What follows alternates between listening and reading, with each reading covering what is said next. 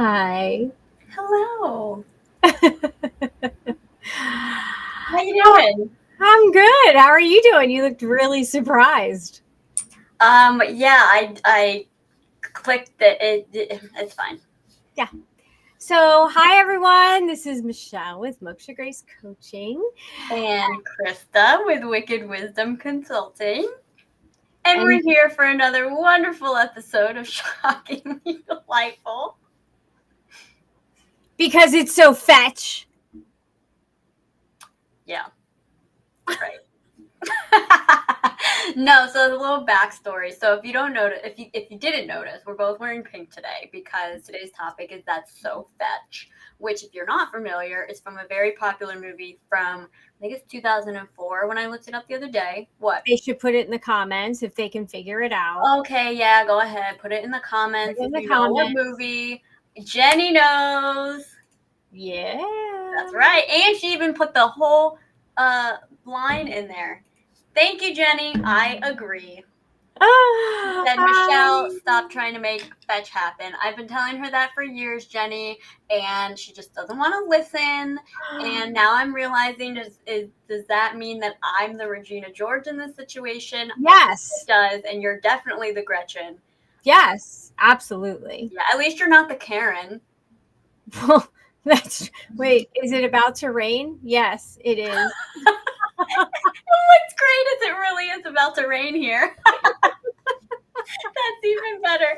That Oh was my so God, I love it. Well, Um, today's episode, no, see, it cuts your face off. We can't I do don't. that. Oh, but it's so fun. All right, fine. Just Wait, put we'll just your pull it. comments and we'll put them underneath. So keep talking. Yeah, exactly. So today's topic, That's So Fetch, is we're really going to talk about fitting in, consumerism, conforming, all of those things, because really Gretchen was trying to get everyone to follow her and start using the word "that's so fetch" because what did she? Didn't she try to say it was French or something like that? Yes, and because she was trying to take over from Regina, she was trying to make a name for herself. She was trying Yeah. to expand and take some ownership of who she was. So she was actually trying to develop herself, which I give her a lot of credit for because she's so fetch. Well, I mean, I think it's something to be noted that at the end of the movie, she just went and joined a new crowd and conformed to them. So I'm not sure she didn't hold strong to her guns. Right. And was that because she wasn't supported or she lacked the confidence? But we're probably going in the different. Sounds like she has some shadow work that she needs to work through. So she really probably needs a really great coach. Too bad, Moksha Grace wasn't born yet back in 2004 because you probably really could have helped Gretchen. Can I finally say the movie name? Jenny, give us the movie name. She knows. She gave us two different lines. No, but she didn't say the movie name. Say the movie name. Somebody say the movie name. The movie name is Mean Girls from 2004, starring Lindsay Lohan and Rachel McAdams. Yeah, I totally agree. See, Jenny agrees too. Gretchen needed you. Well, and speaking of which, the first person that puts in the comments a picture of themselves wearing pink today will get one free 60-minute session with me. Oh, I love it. There you go. I already posted it, and we'll see who happens to send in their, picture of them wearing pink. Jenny, get on it. You're here live with us, hearing it first. So yeah. Where would you like to start with today's conversation? Well, no, I know you're very passionate about this. I mean, I'm just passionate about fetch because I just think it's a fun word to say. But there is that deeper part of it as trying to make a name for yourself and not conforming. And why did Gretchen need someone else's approval? Why couldn't she have just gone off and done it herself? Or why couldn't she have just used the damn word herself? I mean, my mother-in-law, your grandmother, used to love saying Jiminy Cricket instead of cussing. She didn't care if people thought it was funny or ridiculous. She was a lady and she didn't want to use damn or the F word. So she would say Jiminy Cricket. and she Yeah. didn't need anyone else's approval. She just did it. So, there's something to be said about that. If you're holding yourself back and not being you because you're afraid someone else is going to judge you or people are going to judge you, then that's an issue. You're not being yourself. You're not being authentic. Quick tangent. Jenny's asking, where does she post the picture? Under the comment of the That's So Fetch Shockingly Delightful post. We'll find it, Jenny. If you can find what that Post is, it. post it there. If not, we'll get a notification wherever. Oh, here, you know what? I'm just going to tag you, Jenny, where you can post it. Perfect. And then I'm going to expand on what you just said. Yeah. So I think it's really interesting, and I'm probably more like my Nana than I necessarily thought. And this is different than the grandmother who passed away a couple weeks ago. This grandmother actually passed away a couple months ago. So I guess it's a year of grandmother's passing. But anywho, if you remember this, growing up, I was probably somewhat insufferable to some of my friends because I refused to be peer pressured. I refused to go along with the crowd. If someone tried to peer pressure me, you have now just solidified that I'm not going to do whatever it is that you want me to do, which probably comes from some stubbornness as well. But so I grew up with a very different perspective on conforming, where to conform was completely against who I was. I would wear knee-high socks everywhere. I would wear these crazy outfits. I would hang out with my friends' parents in the kitchen cooking while they were off, hanging out together. I was not worried about conforming at all. I mean, I still am. I'm still not. But it was very pronounced in my childhood, and it was like a known thing of like, don't try to push Krista because it's not gonna work. It's not gonna work. It's going to backfire on you terribly. So for me, it's very different. Where, like I said, conforming was something I pushed against very hard. But for most people that I grew up with, conforming was how you survived. Right. Whether it was conforming to the latest game that was being played, the fashion, a way to act and behave. And, that probably goes to show how successful of parents you and my dad were and still are, because you raised someone that would not just blindly follow the crowd. And I'm sure my childhood cancer experience had a big part to do with that, but thoughts? Yeah, probably. I just think it's so interesting because we always wanted you and your brother to be your own person, and dress crazy if you wanted to dress crazy, and be silly and get involved in things that not everyone else was involved in. Your brother picked skateboarding. He did play baseball or t-ball, but he was a skateboarder. And I remember being pregnant, watching the very first X Games, like rubbing my belly going, you're going to be there, like that's going to be you. Who knows whether I manifested that or not. And I definitely think he could have been. Life gets in the way. You go to school and you start conforming and you start doing the things that the other kids are doing.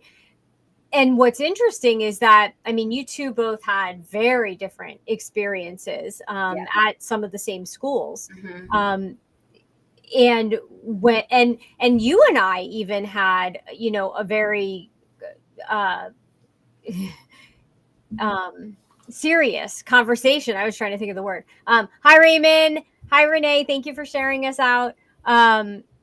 Because you didn't want to go to the traditional high school and you came home and you were adamant, I am not. I am not doing this. And you did all of the research. You did everything you needed to do. I came with my paperwork. I came prepared. I think you might have had a presentation, like Which, a PowerPoint. which I wouldn't be surprised. Is it any shock hearing this story to anybody that I now do operations as a career? I mean, it's really, looking back, it's so stupid how like literally every aspect of my life was based. I've always been an operations person. It's crazy. I mean, Christmas time, we wouldn't get like a handwritten list for, Santa didn't even get a handwritten list. He got a list with links attached to it. You And remember model numbers. your email got flagged at work because they thought you were like stealing information, but it was just SKU numbers in my Excel spreadsheet. Yeah. That was a hilarious. I remember that so clearly. That was a great conversation with your IT guy. I was like, "No, I'm not. No, I have integrity. This is just my daughter. This is just a Santa list." And so when you came to me, I had to have, and this is for all the parents out there, this is one of those moments where you have to take a look and you have to take a step back and go, whose experience of life is this? Mm-hmm. Do I want her to go to traditional school because I want her to have the same experiences that I did, which was not always great, by the way. But that last senior year rocked. And it was football games and prom and homecoming and like all the amazing things you can imagine. Like my senior year was just glorious. Yeah. The rest of it was a shit show, like from middle school to junior. And so when you came to me and said, yeah, I don't want to do any of that. And I was like, but prom dress shopping but homecoming queen and there. And so I had to take a look at myself and go, this isn't about me. Right. Krista's very different and I can't force her to hold those things that are important to me and make her do that. Because she's not going to have the same experience. She's going to hate every minute of it. So, Well, and I think it brings up a really interesting contrast and segment of this conversation, which is, so I would say you had more of a upbringing and life of kind of more so fitting in with the crowd, conforming a little bit more than I did. And I think that there's benefits and my brain totally spaced. What's the opposite of benefit? Downside.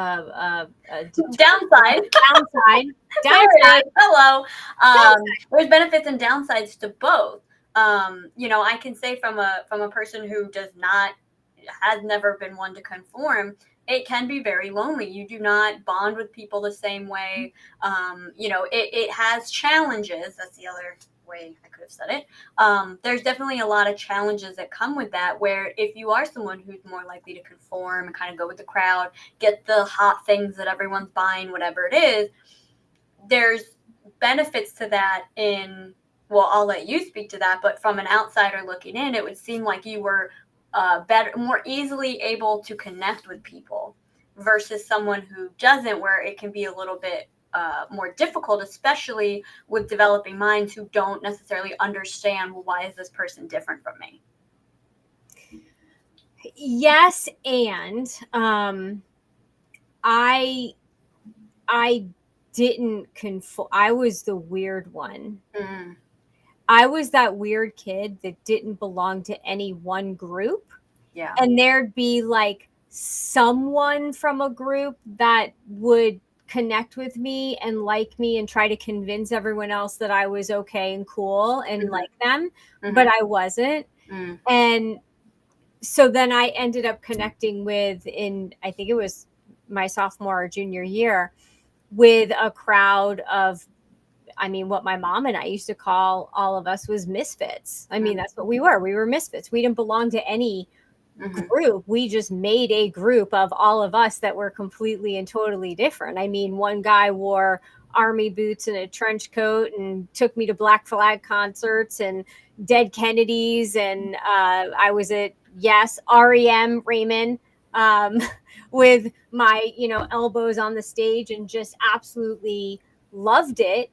But even being a cheerleader, I wanted to be a cheerleader because it was the same high school that my parents went to. Because you were born to be a cheerleader, let's be honest. You have the perfect personality for a cheerleader. I don't know anyone who has, in essence, more of a cheerleader than you do. well, thank you. You're welcome. But the That best, is a compliment. but the best of the cheerleading essence, not the mean girl. No. I mean, literally, just the pure Right, just the like, excitement we and got this, energy. and we're good, and we're, Yeah. you know, we're gonna be in, you know, spirit, and we're gonna, you know, support each other. And Yeah. I won the Spirit Award in my senior year because we had it hanging in our hallway for the first 25 years of my life. I used to wear a green heart on my cheek for every football game, but it was because I was so proud to go to the same high school as my parents, which, and here's the other thing, and the other reason why I didn't just always fit in. Back then, coming from a divorced family was not all the rage. Like, there weren't a lot of people, like most families were together. Yeah. And so being raised by a single mom back then was kind of like, wait a minute, you know what? Yeah. And then it started like in high school, you know, people's marriages started to break apart. But where in my day, everybody, it was odd to have parents still together. Especially where I went to school, the area is sort of renowned for parents not staying together. Yeah.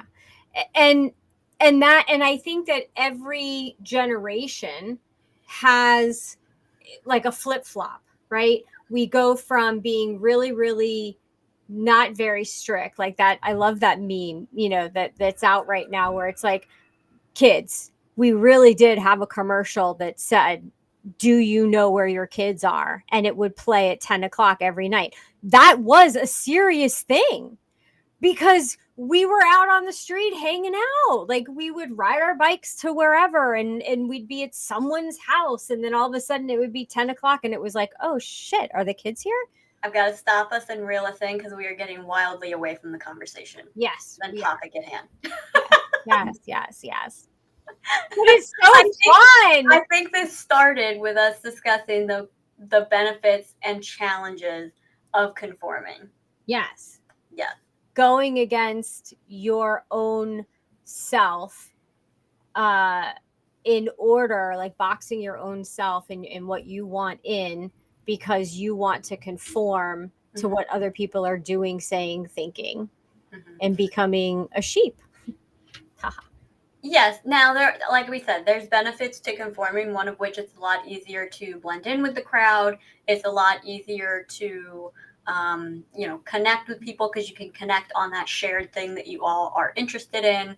So there definitely are benefits to it. But when we look at the downsides of conforming, that's when people can lose who they are, especially with social media right now, trying to fit in with how the algorithm wants you to be posting things. I mean, I have my Tropicountry Acre Instagram, and I found myself like forcing me to like record videos instead of just taking pictures of the different animals on the farm and stuff. So I was like, well, you know, reels are what is going to be shown to like random people. So I need to be doing reels.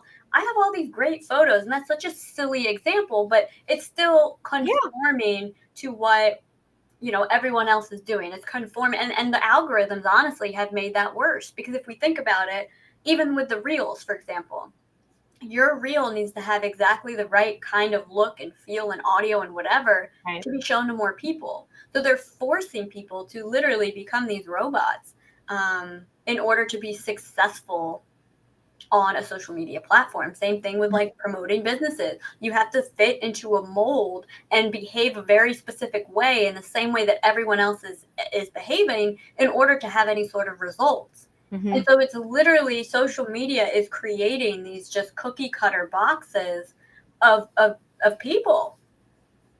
Yeah. And it's creating also this illusion of, you know, oh, well, these people have everything, so I need to do the same thing. I mean, the amount of up and coming coaches and consultants and stuff that we both have talked to that feel like they're failing because, well, this person is doing this and they're so successful. No, they're not actually. Right. They may say that they are, and they know how to package it and put a nice little bow on it. But most of the people that are boasting online about how much money they're making in the 8 figures, 10 fit, whatever, none of that is real. It's smoke and mirrors. And so these people are trying to conform to something that's not even real. Right. That's where it can get real scary. And I think that we have to think about, everybody needs to think about what is real. What are you most comfortable in? And I'm looking at the comments. Are you more comfortable in jeans and a t-shirt? Are you more comfortable in a baggy shirt and jeans? Are you more comfortable in yoga pants that I have come to absolutely love and has kind of turned into my uniform, even though I'm not wearing my yoga pants today? But yeah, I love my leggings. I love them. Yeah. And I'm okay with that. When I go out, I'll put on jeans. But I mean, it's what are you comfortable with, and not doing something just because someone else is doing it, but because you want to do it. Yes. And that's one of the benefits of not conforming, is you get to explore those, kooky, silly, fun, eccentric facets of your personality, that if you're constantly just worried about how can I fit in with everybody, you're going to suppress all of that. Yeah. And then that's when you have, the midlife crisis. That's when you have these really kooky 60-year-olds that do a whole 180, and 60's young, 80-year-olds that do a whole 180, and all of a sudden, they're the wicked witch at the end of the street because they want to decorate the way that they wanted to their whole life, but now they don't care anymore. Right. And so why are we waiting until we're 80 and 90 to not care anymore? Well, I mean, you could be enjoying what you love your entire life.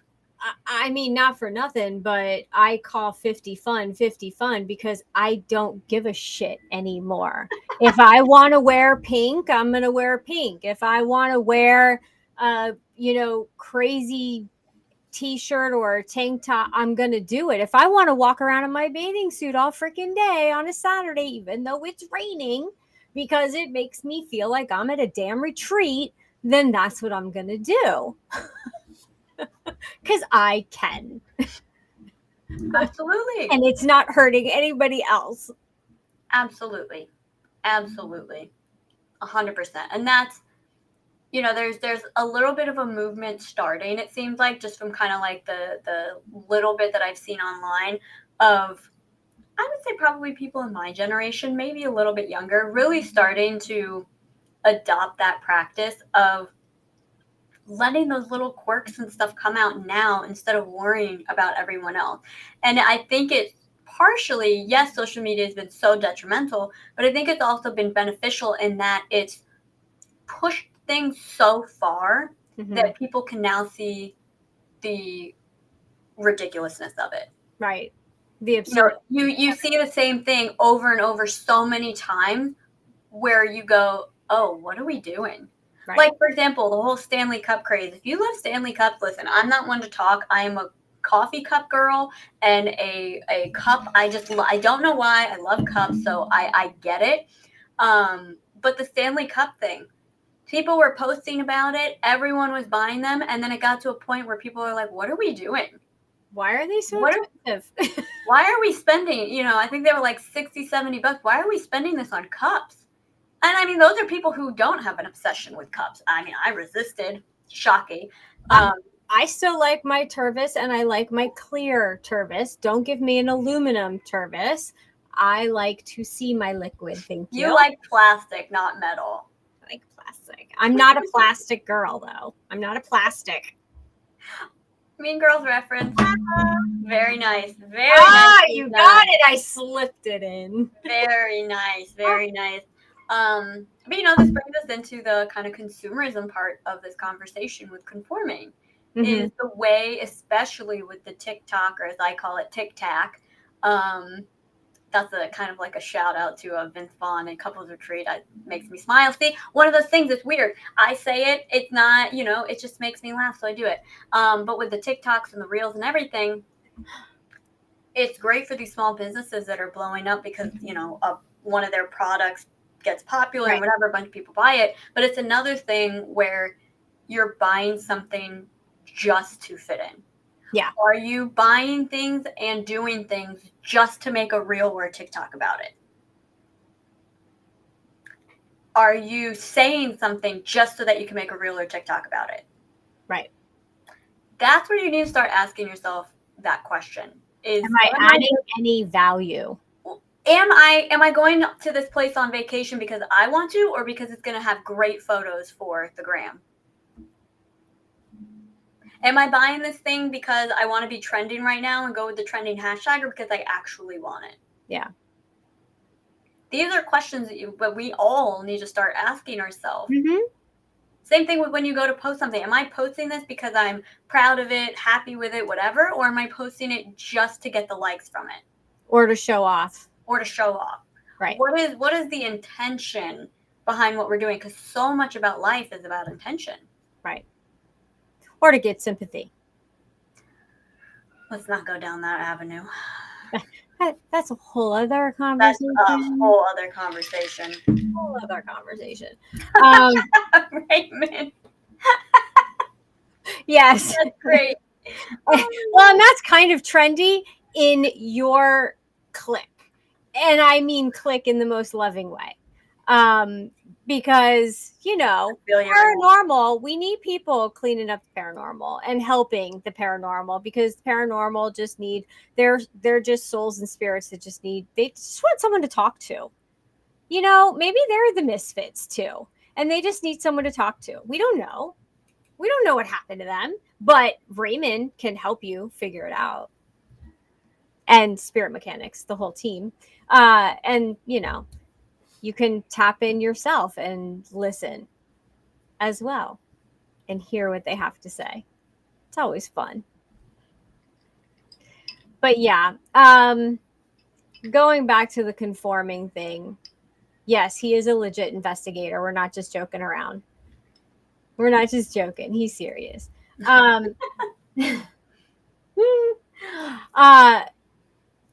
Conforming can lead to bullying.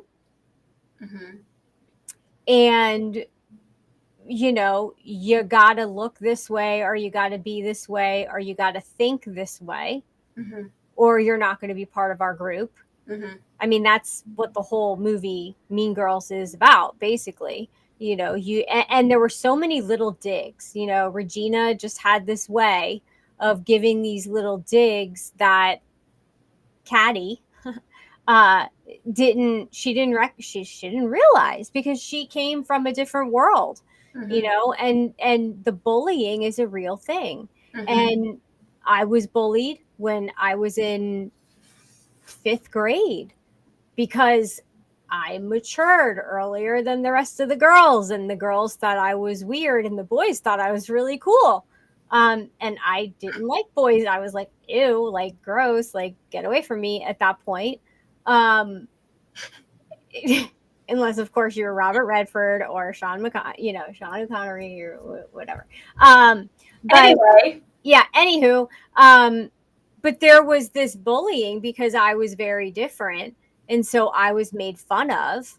And then I didn't wear the same clothes that everyone had, because frankly, my mom, we couldn't afford it. I mean, back then it was, Sergio Valente and, oh my God, what are those pants? The Cavellis. Oh God, come on, guys. I feel like you're looking to me for help, and I have No, I'm actually thinking like maybe Renee would remember. It was like they had like buttons down the front, and they were annoying to even put on or try on, and they were so right. super expensive, and they were just ridiculous, but everybody wore them. Mm-hmm. The sports sacks. If you didn't have a sports sack purse, and it wasn't like all different colors for the different days of the week, like they were just, I mean, it was crazy. Mm-hmm. Crazy. And I remember when you guys were little, I was like, yeah, we're not getting into these fads. Like, I'll get you guys like cool clothes and stuff. But I think, and maybe that's why I kind of steered you both into like surfing and skateboarding and things like that, because it wasn't, the other. I don't know what you're talking about, because Billabong and Roxy is not cheap. So it feels like you're going the route of it was less expensive but fashionable, but that stuff is not Well, back in the day, it wasn't as expensive because not Well, everybody was that's true buying too. it. Yeah. You know, Yeah. Cavarelli's. Well, and I want to talk too about, you mentioned bullying is when and the relation to conforming and that, and there is a big element of it, absolutely. And Jenny, I saw you added in there yet that bullying is a big factor. And I have to say, like, I was bullied as well. Shocking, because I refused to go with the crowd, but I'm really grateful for it. And that's like, I know that's kind of a hot perspective, a controversial one, but I'm really grateful for all of the bullying. I'm really grateful for all of the people that gave me a hard time. I'm really grateful for all of the emotional trauma and whatever from all the people in my life growing up, because it forced me to a certain point Mm-hmm. where I decided not to give a shit anymore. Yeah. It forced me to a point where I said, buck up, Buttercup, get over it. Yeah. And you have to have stuff that pushes you to that point, or else you're always going to stay in victim mode. Yeah. To a certain degree, you have to be pushed to the point where you don't give a shit anymore. Right. I was always made fun of forever because I'm also short as hell. So for me, it wasn't even about, like, I can't change that. It wasn't about clothes. It wasn't about any of that. So mine started, and I'm sure yours did too, about being short, maybe not as aggressively as mine, but that was before it was anything that could be changed. And if I can get through someone making fun of my height, the hell do I care what I'm wearing? What do Yeah. I care what games you're playing, whatever? That doesn't matter to me, because I'm already past all of that. Yeah. But you have to get to that point. And yes, a big factor of that too goes back again to parenting. Mm-hmm. You and my father cultivated a mindset and a personality in me and my brother that created the perfect storm for us to overcome these challenges. Yeah. And for us to move past the bullying. So yes, parenting absolutely was a big factor. And that's a Mm-hmm. topic we're going to talk about in the next couple of weeks, is parenting and the effects that it can have on your kids. But that's something that's really lacking. And a lot of the kids that you see that unfortunately they, commit suicide, or they never really get over the bullying or whatever it is, Mm-hmm. look at the parenting situation. Look at how they were raised. What kind of environment was cultivated for them? That's going to tell you more. It's not the kid's fault. It's not even someone who really struggled with bullying growing up, and the toll that it took on their mental health, which, please don't get me wrong, it absolutely takes a toll on your mental health. Yeah. But the ones who still struggle with it well into adulthood, they're usually the ones that don't have a solid foundation. Yeah. Well, if they couldn't come home and they couldn't be honest with their parents and say, like, this is happening. And Or know how to process it themselves. well, right. Right. I mean, I remember going to the school and saying, like, this is happening. And when And I said, okay, yeah, thanks for like, letting us know. we'll take a look into it and can you give us names? And it was like, well, that's going to make it worse. Like, observe. There's that thing about observation. Um, yeah, that goes for the bullies too. They don't have a great home situation. They had to learn it from Absolutely. somewhere. And they were probably bullied at home and they think that it's okay to bully. One of my proudest moments, and I have had many as a parent, many, but I remember Michael coming home and saying That's that my brother. Michael Anthony came home and he said that they were making fun of a kid, a special needs kid in the cafeteria, and he put himself in the middle of it and stopped it and then sat down and ate lunch with that kid. And I Don't was make me like, cry today, okay? My makeup, my eyeliner, and mascara is not waterproof. We're on camera right now. Do not make me cry today. and I was like, hell yeah, that's my kid. When he was the skateboarder that, all the skateboarders are skateboarding where they're not supposed to, and the cops show up. He was the one that would walk up and like talk to the cops and get them all out of trouble. What's And the like, statute for limitations? Maybe we should stop talking. well, no, because he I'm was playing. respectful I'm playing. and he, they were just a group of kids that wanted to have fun, Yeah. Yeah. and it always is just, I don't know. Yeah. It's crazy. Well, and I want to go back to the bullying comment or part of the conversation too, because it's not even that the bullies, they may not learn it from home. But what they do learn from home is that usually there's some sort of emotional upheaval going on where they don't feel like they have any power. So it's not even necessarily that their parents are bullies themselves. It can be that they don't feel like there's anywhere that they're getting healthy attention. And so they feel like they have to assert themselves somewhere, or that their needs are not getting met. So their response to that and their coping mechanism is, I'm going to overpower somebody else to make myself feel better. Yeah. It's very common with low self-esteem individuals. And so that goes back to parenting and the where you are raised. What's the smirk for? Because I am going to drop a confession. Were you a bully? No. No. Was I a bully? No. And I don't remember? Oh, okay. No. I don't know. I am going, because as you were talking about that, I just remember, and it's a friend of mine. Drum roll? She's supposed to be watching today. I don't know if she is. I'll just say Sam. She you don't know her last name, so it's fine. I remember her the first time she came over to the house. We worked together in the healthcare system, and the first time she came over to the house, and I think it was like for dinner or whatever, and the next time we were at work, she looked at me and she's like, you are a completely different person at home versus work. At work, those wonderful 360 evaluations that they used to make us do. Everyone has to tell you what they think of you. I was called unapproachable. I was called like they may as well have said I had a resting bitch face. Cheerleader, but resting bitch face, and you're unapproachable and you're so mean. And when you think about it, at home, I was very much the happily very dutiful housewife that I always wanted to be. I still can be when I want to be that 50s, 60s, 1950s, 1960s housewife. I thought of a joke in my head. I'm not laughing at you. I'm so sorry. I can only imagine. And that's me and my husband's relationship is much more like, our marriage is much more from, design. Okay, now I have to make the joke from the 50s, 60s, but without the domestic abuse.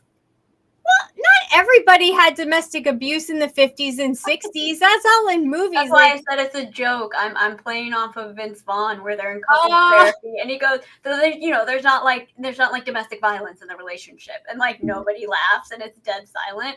So, not that I wore those pretty little, house dresses and doing the. That would look great on you though, like a polka dot dress. Yeah. Yeah, so cute. I really wanted to be. Yes, it is. I really wanted to be like Lucille Ball and Mary Tyler. Well, Mary Tyler Moore wasn't. She was more my really mom. nothing. Yeah. Woo! Bring us back. So yeah.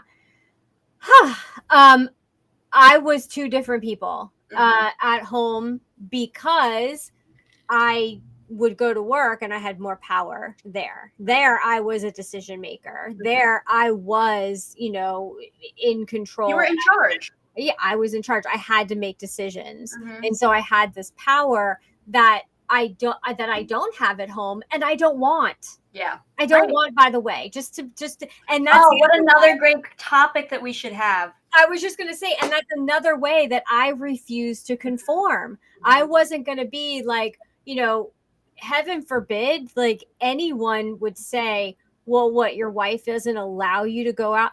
What the hell? What are you talking? Who allows their husband or their wife to, like, you do, and you consider each other. Like, we have a partnership, but other people have very different marriages. And we didn't conform to that. I always said we have a bubble around our marriage, and if you don't like it, you don't have to come into our bubble.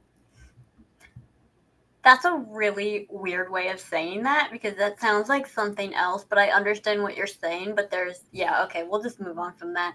A great conversation though for a future topic though. Yeah, absolutely. Marriage. Mm-hmm.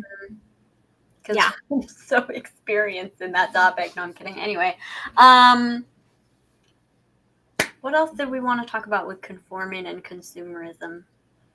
I don't know. Are there any You're- questions? Anyone want to share anything else? And Jenny, thank you for sharing and being so honest. And I can't imagine, having to deal with the things that you probably had to deal with in high school, just because of being different. But we're all different, and I think that's what we're trying to say, is that being different should be the norm. Right. The norm shouldn't be let's all fake it so we look the same and we act the same. This is a great segue to a related topic, though. What? Something else that I get a little heated about. What? You? I know. Again, shocking. Delightful. Being weird and yourself and original and not conforming should absolutely be celebrated, but not to the point where that becomes something to conform to. Oh, yes. Anxiety and depression, yeah, should not be a conformity thing. Right. You shouldn't want to have those things to fit in.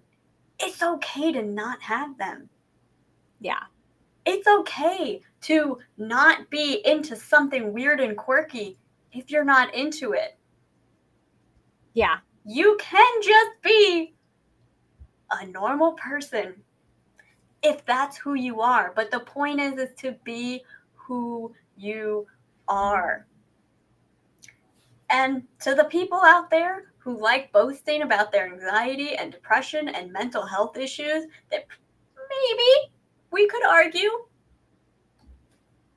maybe it's self-inflicted because you wanted to fit in. Those of us that struggle with those things tend not to boast about it. Right. Because it's really not a fun experience. And I'm sure some of you that are commenting can relate to that it's not really something that you go around telling the world about and make all, accounts about it. It becomes your personality. We're trying to move away from it generally. So, if you find yourself feeling like you want to make a big deal out of something like that, maybe take a look at why. Are you trying to get attention? Are you trying to fit in? Are you trying to get sympathy, to your point? What's really going on? Or are you actually genuinely feeling those feelings? And are you trying to bring education to the to how you're feeling, right? Like if your friend doesn't show up or doesn't want to go to a party because they have social anxiety, don't freaking lay a guilt trip on them, and because that's not going to help. And when you drag them there, they're going to have a shit time. It's going to make you have a shit time, and so it's just a shit show all around. So then don't do it. Respect them where they're at. Yeah. And so I think that when you're kind of making a bigger deal of how you're feeling because you want to claim that you have something that maybe you don't have as much as somebody else, maybe you have bouts of sadness and depression. Sure. Absolutely I do. Am I a depressed person? No, I don't know. I've tried, like there's been times, especially like my mom just passed. Like I feel like I should be laying in bed in the fetal position. Like I should be. You don't have it in you, and that's okay. Like, but I can't. There's things that I want to do, and I got to get done. Your father today was like, "Why don't you go outside and like work with the animals and just listen to nature?" And I'm like, because I have podcasts and I have things to learn. I'm like, because I want to listen. I can still hear nature, but I also like to hear the podcast and hear about how to bring my inner family together more, because I'm a constant learner. and I'm not happy unless I'm learning something sometimes, and that's okay. But yeah, I mean, I've tried, like, okay, I'm gonna lay in bed and I am just gonna sit here and I'm gonna sit here in my emotions. Do you remember what I said to you the day after that happened? No, I honestly don't remember. I told you, I sat you down and I said to you, I'm giving you permission to be okay. It is okay to be okay. Yeah. Because this is a perfect example of conforming. How many times have we heard in the last 3 weeks since your mom passed? Well, I mean, that's not typically what people do in these situations. I mean, well, we should do it this way because that's the way that it's done. I don't care how it's always been done. Oh, well, you really should be upset all day because, that person died. Or I cannot because they're in the eternal and they're beautifully happy and at peace and free and the ultimate loving and all of these things. Who cares how other people do things? Right. I'm just If laughing you- at Raymond. If I had Raymond, no, I'm kidding. if I had some kind of a medicine bottle, I'd shake it. Oh, snap! My iced coffee condensation just got all over my keyboard. No, but it's so true. And Yeah. everyone's grief is different, and Mhm. everyone, you have to do the journey that matches for the person. And a lot of people on this chat right now know that last night I had a moment. I had a moment last Mhm. night. I spiraled downward, and most of you, Another topic coming up. not all of you on here, helped me very much, and a lot of singing in this room, because that's what I like to do. But yes, conforming, and oh, you have to do it this way, and you have to have a funeral, and you have to, you have to take off work for 2 weeks, and you have to cry, and you have to be sad. My mom is free. She knows more shit than we do now, because she knows all the secrets of the universe, and I know, helped the Panthers win. So woohoo, Panthers, because we won the Stanley Cup. So not the one you drink out of, the one that you're not supposed to touch so you win. But anyway, Look at you trying to give hockey back. I think the overall arching theme here with conforming and consumerism is try and experiment for yourself and evaluate your intentions with different things that you're doing. get curious. Whether that's with conforming or buying things, whatever it is. What is the intention of it? Why are you doing it? Are you doing it because it makes you happy? Are you doing it because you enjoy it? Are you doing it or posting it because you like the way it looks, or you're sharing something that's important to you? Or is your sole intention to gain attention, to fit in, to fit, to match a trend? Like, why are you doing or thinking or saying or buying the things that you are? And if you find that you are doing it just to fit in, just because everyone else has it, just because you think you'll get likes from it, that's when it may be time to kind of take a look at things and look at, are you living your life just for everybody else? Right. It's a really good point. Oh my God, Raymond. I gotta throw that up. Yes. Can somebody please make a note of that so we remember this forever? I am forever going to refer to it as roasting the body. That is hysterical. Listen, your father has told me, under no uncertain terms, try different. Yes, he wants to be on his What's not going? surfboard, I already said I don't want to cry today. Can we not? pushed into the ocean. We come on. Okay. Anywho, yes, do different things, be yourself, do what feels right for you, and let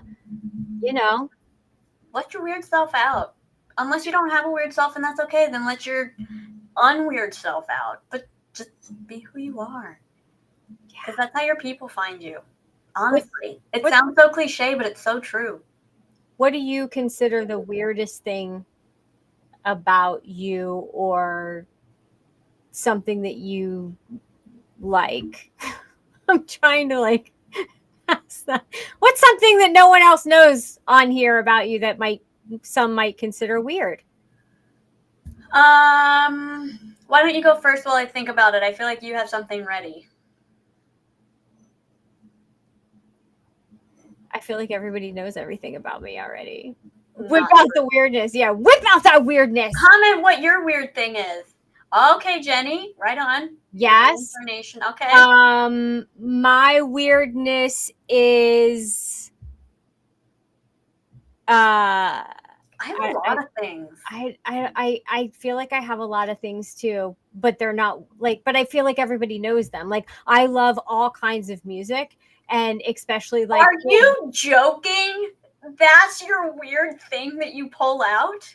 You like music? Who doesn't like music? Oh, I secretly really want to be able to watch the Hallmark Channel all the time, and yet there we go.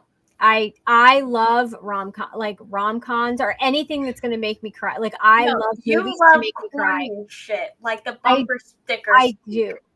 Yes, I'm a bumper sticker speaker. I have one. What? I have a couple. One, I'm obsessed with Lord of the Rings.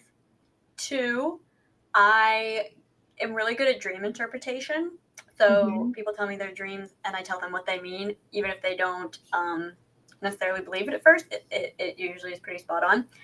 And I had a third one. I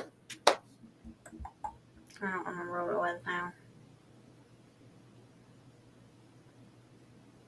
I try to talk to animals, but I haven't been successful yet. That you know of. That I know of, but it's kind of like the thing where you constantly test if you have the force and you never really do. But then, like, maybe one day you will. So, I'll even have conversations with the animals as if they're responding to me, kind of like, what's his name in Frozen? Olaf? No, no. Kristoff. Kind of like Kristoff, where he talks to the reindeer and then speaks as the reindeer. I'll just talk to our animals and then just assume what their response is. And yeah. By the way, with this crowd, Lord of the Rings is not being a I know, but there are people that could be watching that Lord of the Rings is weird. Like I have a whole shelf with a bunch of collectibles. It's pretty awesome. I haven't really gotten into the appendixes and stuff like that. I'm just the classic Lord of the Rings girly, and The Hobbit. But I already had my second breakfast right before this, Renee. You know it. Dude. Yeah. And musical theater, Renee, I'm right there with you. Like, take me. I remember going to Stomp. I remember going to Phantom of the Opera. There was a Dracula one that my mom or someone took me to. We used to have a place down here called the Burt Reynolds Theater. And I thought it was really cool because I thought I'd actually get to meet Burt Reynolds. Never did. But thought he would live there, like, because it was his theater. This would definitely be another one of your weird things because I hate musicals. I hate them so much. Fucking love musicals. And that's why I love Falling in Reverse. Like Ronnie Radke, like he puts on musical like he records music videos. Like, oh, Rocky Horror Picture Show. Hello. All-time favorite. Yes, I was up on stage, and yes, I lost my virginity as far as show. No, it's when you go to the Rocky Horror Picture Show for the very first time, they call that losing your virginity. That's what that means. That feels like the equivalent of that episode of Big Bang Theory where Sheldon shows Amy Raiders of the Lost Ark, and she was like, I had a different thing in mind when you said I was going to. I forgot even what the line was, but it was very similar to that. That would be another odd one. On that note, oh my God, Fiddler on the Roof. Huh! I used to know that whole album front and back. Like I could sing every song from that musical because I saw that. Well, your crowd is in the comments because they all apparently love everything that you're saying, and I #can't relate. Well, you used to want to be a rockette. I never wanted to be a rockette. I had I still do have mad respect for the Rockettes. That's the one musical production that I love dearly, and it's amazing. And probably because my pop took me years ago, once or twice, and it was the greatest show ever. And I still stand by that. And they are incredible and so strong and powerful, and their dresses and outfits are beautiful. And it's related to Christmas, which is awesome. Except we can't stand the Nutcracker. Sorry. Not What are you sorry. talking about? The musical. That's actually another one I don't mind.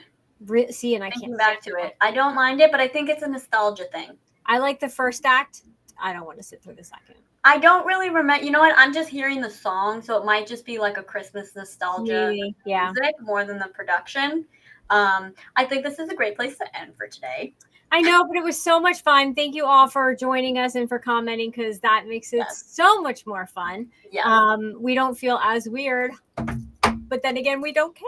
No. That's why we're shockingly delightful. But really, someone asked me the other day, like, why 2 shows? And, shockingly delightful is much more about you and I just having fun with the audience and talking about topics that we go off on tangents, and we can just kind of do that and say whatever.